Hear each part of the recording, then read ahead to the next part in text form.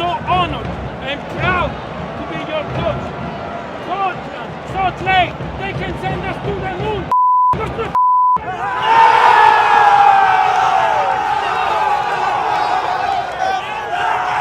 I think what's been endearing you to the fan base is winning, but also your passion, your flair, your gioia de vivere. And very good. Was that okay? Was that okay? Yeah. It was good. It was good. Where does that come from? Your passion for the game? Well, it's I'm first and foremost a fan of the game. Soccer has been my biggest passion through all life since was a kid, and I'm also very, I would say, passionate and outgoing person that is not scared to show his emotion. So it came and it's coming natural to me to behave in a certain way on the sidelines and to have this kind of connection with the fans, if you want to say that. From the first one to the second one to the third one to the end of the game, because for sure we're gonna do a great game. So su, andiamo, vinciamo e Did you grow up in Florence? Yes, born and raised in the most beautiful city of the world. Was it a football family? Did your parents instill the love of the game to you? Did you have brothers and sisters that played the game? The reason why I'm a very big fan, well, first of all, growing up in Italy, everyone is a football fan. So that's the thing. And the second thing is that my dad and my uncle played at the semi-professional level. So I grew up when I was a kid watching them play every Sunday. And at home, soccer was always one of the topic that was raised, I would say, every 5 minutes. And so that's the reason why I think that it's because of my dad and my uncle that I became a true passion lover of the game. I was in Italy a couple of years ago and fell in love with the country. And I don't want to stereotype, but it just seemed like all the conversations that I was seeing on a daily basis, there was so much more color and animation in the way that people talk to each other. I mean, do you ever feel like Canadians could use a bit more of that? Are we kind of gray and drab when compared to Italians? Well, we're different. It's beautiful because the world has a lot of different cultures. So, I think that, yes, we have, again, we're talking about for stereotypes again, so we're generalizing. So, but we Italian, we are very warm and we're very passionate about things. But sometimes we don't have I call it the civic sense that Canadians have, and the politeness that Canadians have. So I would say if we are able to make a mix, that would be fantastic. Because tonight we win, even if you're down 2-0. Andiamo, dai! Well, let's talk about that because I watched your press conference the other day, and you were in a spirited mood, and you said that we will win in Kansas City. Whitecaps will play Sporting Kansas City in the playoffs? No, we'll beat Sporting Kansas City. It's different. Okay. The result was needed as Salt Lake scored in the... Brandon said you're going to play Sporting Kansas City, and you said, no, we'll beat Sporting Kansas City. I don't know if you were here at the stadium. If you were at the stadium today, you would be confident. If you would have watched this team play in the last 10 games, you would be confident because every stat says that we are one of the best team in the last 15, 20 games. So I would be wrong if I wouldn't be confident. And not everybody is going to love that in Kansas City. I mean, do you worry about how your brashness is going to be received sometimes? I actually don't care, to be honest, and because I think that when I say those kind of things is to fire up our environment, and then if you watch the entire press conference, I said a lot of times that Kansas City is a very good team, and we need to do a very good job in order to beat them. So I think that what you said is true. We need always to be respectful to the opponents or to everyone that we are talking with. But and that's the basic. But after being respectful, we don't have to be scared to be, I would say, confident and trustful of our ability and what we can do. Well, let's get clarification. Are you guaranteeing a win against Kansas City when you say that? Are you promising victory against Kansas City? I'm promising that we're gonna do everything to win in Kansas City, and I'm saying that because I think we have a lot of downers sometimes here that say, we are number 6, Kansas City is number 3. Who cares? We beat them a month ago, so we need to go there with the confidence to go there and say, hey, we are the Vancouver Whitecaps. We are a good team. So I know that it's going to be hard, but we can make it. Sometimes managers, when they speak their mind and they have opinions, they're eventually told by upper management to just cool your jets a little bit. Just watch how you're interacting with the media. How is that with the Whitecaps? Have you been instructed to be a certain way when you speak to the media?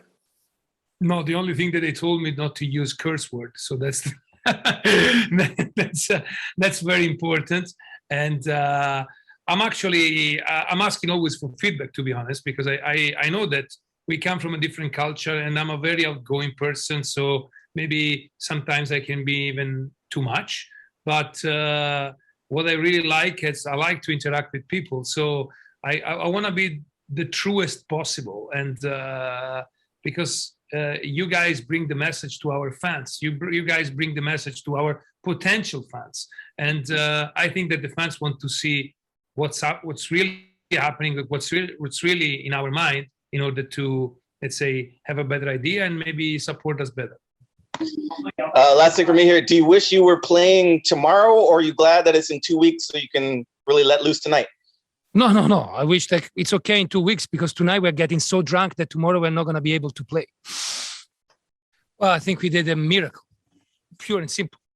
Guys, can we boost the volume up just a little bit? Or Vanni, could you come a little closer to the microphone? Oh, yeah, sure. Okay, thank you. I don't want to come too much to the microphone because I'm full of champagne or something. This is nothing if it's not paired with enormous organization, enormous working attitude, and try to do the thing that we're trying to do in the best way possible. Charisma per se, leadership per se is not enough. It's something that you need to add with your competencies at the beginning. And I think that myself, the staff, and the player, we are putting them first, and then, of course, if we have to add on with a little bit of fire in our heart, yeah, that's not bad, but it's not enough without knowing what to do first. There's been talk about the party that was had. We've talked about you celebrated the game, but I also heard that you are an espresso guy. 6 or 7 espresso. What's the actual number per day of espressos you're draining? Again, six is maybe the average. Sometimes I go even the day of the game even more, because the day of the game, let's say the couple of hours before the game, it's like it's rush the adrenaline and you don't know what to do. And okay, every 20 minutes, let's take another espresso. Let's take another. I know it's not healthy, but luckily the game is only once a week. He's not the coach, he's the group, okay? Always. So I want to thank you guys, and I want to give you a big round of applause. Phenomenal. And now, ask whatever you want. I'm going to invent today. Go. All right, phenomenal. We got lots of questions.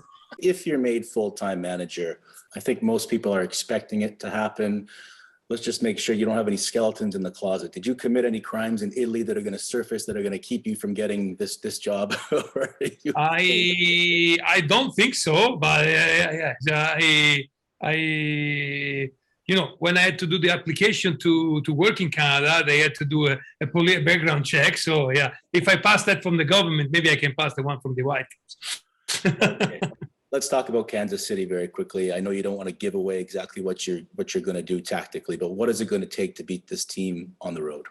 Yeah, it's going to take that. We don't have to be scared. We need to be aggressive. We need to try to press them as high as we can, and defend very high and regain balls as high as we can. Because if we think to go there and play parking the bus in the last 30 meters, no, they have so quality players up top that if we bring them close to our goal, sooner or later, they're going to create something. So the best way to defend is to attack and to be aggressive, and that's what we'll try to do. It's going to be completely different than when we played here. They play at home. It's in 2 weeks. It's going to be really hard. They're a very good team. But hard doesn't mean impossible, because the hardest is yet to come, but also the best is yet to come. So let's go.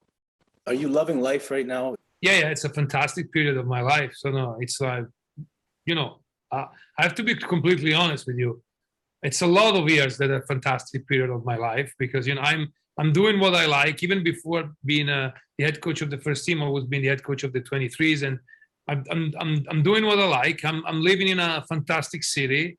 I'm in love with my wife. So what can I ask more? Yeah, I miss my family sometimes. Yeah, because they're in Italy, but it's okay. Did you think that this was possible?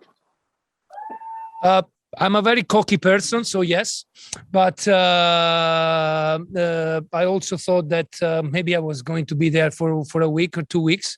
I'm leaving you with a quote. We need to always have the optimism of the will and the pessimism of the reason. So that's not mine. It's Antonio Gramsci. He's a political philosopher. He's Italian political philosopher. Some of your speeches, I've noticed you use, I don't know what you're saying in Italian. It's like what are you saying? Sometimes it's andiamo, forza. It means come on, let's go. Tutti insieme, su, andiamo, 3 punti, vinciamo, dai, dai, dai, dai, dai, dai. And then I use the word tre punti, that means 3 points every time, that because we win, we get 3 points. I guess last one here, Kamloops, that's where I am right now. We have just got a League One BC franchise. What do you make of the state of the soccer setup in British Columbia right now? I think it's going in the right direction. The most important competition for development of soccer are the competition that are under the professional one. So I'm very happy that CPL is growing. I'm very happy that the BC Soccer is going to launch the League One. We want players that maybe they're not ready to play at a professional level at 18 to have chances to still continue developing and then having maybe the chance when they're 23, 24, or 25. In Europe, you have countless cases of that, guys that were playing in the lower league. The second thing is that if we do like this and every city has its own team, it's their own team to root for, we're going to create a legacy for soccer for the future. We're going to create better fans, not only for the Whitecaps, but for the entire soccer community. And we're going to create people that will work in future in soccer with better skills. I give you an example. I played all my life in this lower league. I never played as a top league.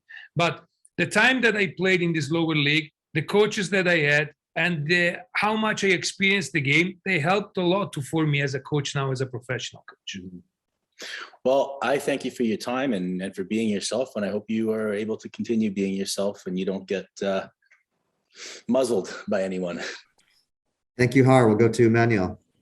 Hey, Vanni, congrats on the win. Yeah, sorry on the draw that gets into the playoffs. Manuel has been kidnapped by the aliens.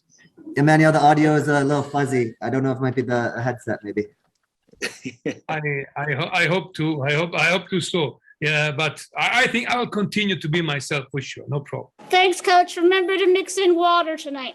Yeah, for sure, for sure. Hydration is always important.